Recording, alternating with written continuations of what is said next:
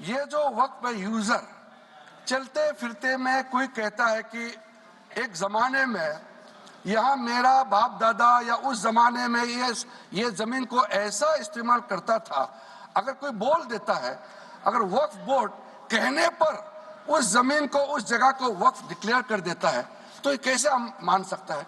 कोई प्रमाणित रूप से अगर कहे कि ये उस समय वक्फ के लिए इस्तेमाल किया गया था, सर्टिफिकेट दिखाइए, कोई डॉक्यूमेंट दिखाइए, तो फिर इसको वक्फ डिक्लेयर किया जा सकता है। कहने पर, आप क्लेम करने पर इसको डिक्लेयर करेंगे, आप कैसे मान्यता दे सकते हैं? इसका कोई धर्म का बात ही नहीं है। कई लोगों ने कहा कि एंटी मुस्लिम है। अब बताइए एंटी मुस्लिम कैसे हो गया? चाहे मुसलमान का हो, हिंदू का हो, सिख, जैन, ईसाई, सबका हर जमीन देश का ही जमीन है। उसमें कानूनी तौर पर अगर कोई जमीन का अधिग्रहण करता है, डिक्लेरेशन करता है, रजिस्ट्रेशन करता है, सबको वेलकम करना चाहिए। इसको आप इस्लाम धर्म के खिलाफ, मुसलमानों के खिलाफ कदम उठाया जा रहा है। कई लोगों ने बार बार इस बात को दोहराया है। मैं मानता हूं कि हम लोग जब इतना विस्तार से चर्चा कर रहे हैं, तो जब इल्जाम लगाते हैं तो बिना तर्क का इल्जाम नहीं लगाना चाहिए। सर, जो हम वक्फ, मैं राजा जी, आपने इस बात को 2 बार दोहराया है। I want to be very clear in informing my honorable colleagues that removal of waqf by user proposed in the bill is due to inadequate documentation, data supporting ownership of the waqf properties leading to disputes. There are huge numbers of disputes pending in the tribunals, and we have to ensure that this speedy justice is delivered. Whatever possible effort we have to do, we must do. Otherwise, justice delayed is justice denied. We know thousands of cases are pending in the tribunals and the courts. How can we be just ignorant about things happening before us? We have the records in the hand. We have to take some proactive steps. So when we take certain provisions into consideration, there is a considered opinion applied in taking the particular step. There are numerous examples I can cite, but I don't want to take much time because much has been deliberated upon it. Sir, वक़्फ़ और औलाद के बारे में कई लोगों ने जिक्र किया। हमारा ओवैसी साहब बहुत विद्वान है, उन्होंने कई मुद्दे उठाए हैं। उन्होंने एक आरोप भी लगाया कि मुसलमानों में वक़्फ़ और औलाद का आप प्रावधान कर रहे हैं, हिंदुओं में क्यों नहीं कर रहे हैं? मैं उसको बताना चाहता हूं कि हिंदुओं में तो प्रावधान पहले से है, अलग से कानून बनाने का क्या आवश्यकता है? तो इस्लाम का प्रैक्टिस में महिलाओं के लिए, बच्चों के लिए जहां कमियां है, उसको पूरा करने के लिए हम इस यहाँ पे प्रावधान लेके आ रहा है। एक यूनिफॉर्म हो हमारे देश में, अपने बच्चे, अपने महिला सब देश का नागरिक है, हम कैसे छोड़ देंगे? तो इसका मतलब आप खुद ही हमको आरोप लगाएंगे आप सरकार में क्या कर रहा है, आप मुख दर्शक बन के बैठे हुए हैं। इसलिए मैं कहना चाहता हूं, चाहे विडो हो, डिवोर्स वुमेन हो, चाहे वो ऑर्फन्स, अनाथ हो, उनका प्रावधान हमने किया है, जिसका एक्सप्लेनेशन मैंने पहले भी दिया है।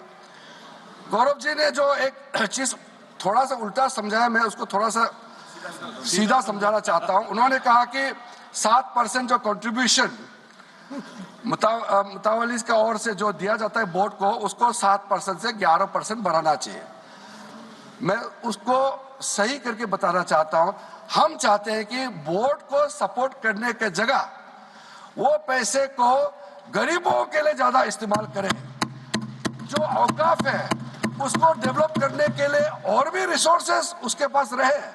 हम तो चाहते हैं कि वेलफेयर के लिए काम हो, तो उसका प्रावधान को बढ़ाने का किया है। तो मैं ये करेक्शन के तौर पर आपको कहना चाहता हूं। कलेक्टर के बारे में ऐसा कहा गया कि कलेक्टर जो है बहुत बड़ा एक ऐसा ये पोजीशन, ऐसा एक कुर्सी है जो सिर्फ हम लोगों को नुकसान करने के लिए बैठा है, और कलेक्टर पोजीशन को विश्वास नहीं करना चाहिए। इतने सालों से कलेक्टर का जो बेसिक जॉब होता है वो रेवेन्यू, प्रशासन और बाकी जो डिस्ट्रिक्ट में व्यवस्था के लिए कलेक्टर होता है। डिस्ट्रिक्ट कलेक्टर होता है, डिप्टी कमिश्नर कहा जाता है, कहीं कहीं डिस्ट्रिक्ट कलेक्टर कहा जाता है, वो बेसिकली डिस्ट्रिक्ट में वेलफेयर ऑफिसर होता है। अगर हम कह दें कि हम कलेक्टर को विश्वास ही नहीं करेंगे, आप सोच के देखिए फिर हम विश्वास किसको करें।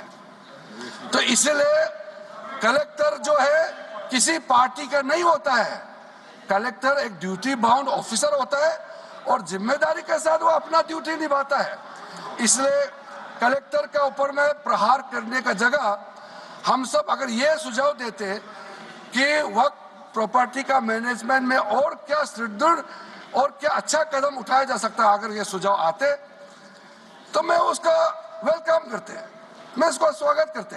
लेकिन अब कलेक्टर के बारे में आप लोगों ने एकदम इतना अविश्वास मत किया है, तो मैं इसलिए कह रहा हूं कि ऐसा किसी अधिकारी के ऊपर में नहीं करना चाहिए। और कोई भी अधिकारी गलत काम करता है तो उसका तो अपना उसका डिसिप्लिनरी एक्ट अलग होता है, प्रावधान होता है। सर, जो अपील का प्रावधान किया है उसका थोड़ा डीपली आप समझना होगा। उन्होंने कहा कि पहले भी प्रावधान था, कई मेंबरों ने कहा। सर, रिट और सूट का अंतर को समझना होगा। जो रिट पिटीशन होता है वो कितना रेस्ट्रिक्टिव होता है और उसमें वो डिस्क्रिशनरी होता है। सर, उसमें आपको कोई अपना हक है, अपना अधिकार हिसाब से आप जा नहीं सकता है, उसका बहुत सीमित उसमें विंडो खुला होता है। लेकिन जब सूट होता है वो आपका अधिकार होता है, आप जब भी जाकर के आप सिविल कोर्ट में जाकर के कोई भी प्रॉपर्टी का मैटर होता है वो सिविल कोर्ट में जाता है, उसका आप इस्तेमाल कर सकते हैं अधिकार के तौर पर। लिमिटेशन के बारे में कहा गया है, लिमिटेशन के बारे में मेरा जो जितने भी हमारे जो साथियों ने कहा है, आपको मैं कहना चाहता हूं, हमारा लॉ ऑफ लिमिटेशन जो क्यों हमने इसमें अप्लाई किया है, किसी ने कहा है कि लिमिटेशन जो है यहाँ में बाकी जगह में भी है, बाकी जगह में भी है और यहाँ कंपेयर करने का कोशिश किया, मैं उसको बताना चाहता हूँ।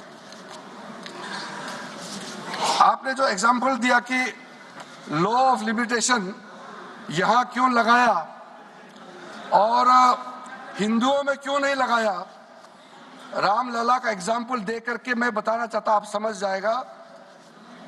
रामलला का वहां में लॉ ऑफ लिमिटेशन लगाया क्योंकि रामलला माइनर है और उसी हिसाब से उसमें लॉ ऑफ लिमिटेशन का वहां एप्लीकेशन हुआ है। और यहां हम आपको कहना चाहते हैं कि अगर हम लॉ ऑफ लिमिटेशन लगा करके किसी भी चीज का संरक्षण कर सकते हैं या उसको डिस्पोजल में हम ज्यादा स्पीड से मदद कर सकता है तो अप्लाई करना चाहिए। अगर लॉ ऑफ लिमिटेशन हम हटा देंगे, जहां जरूरत है वहां से हटा देंगे और अब बरसों तो किसी भी चीज का मर्जी से क्लेम कर सकता है, तो आप सोच के देखिए ऑलरेडी इतना केसेस पेंडिंग है, उसमें कितना और बढ़ोतरी होगा। आप नहीं चाहता है क्या केस का डिस्पोजल जल्दी हो? तो ये सारा चीज जो है आप लोग अलग अलग कई लोगों ने समर्थन किया है लेकिन बहुत सारा लोगों ने नहीं किया। सर, गृह मंत्री जी ने जो स्पष्टीकरण देने के बाद भी फिर से 2-3 मेंबर ने ये चीज को उठाया। मैंने सोचा इतना खूबसूरत से एक्सप्लेन किया माननीय गृह मंत्री जी ने, तब तक तो ये मैटर सेटल हो गया मैंने सोचा है, लेकिन फिर से उठाया गया।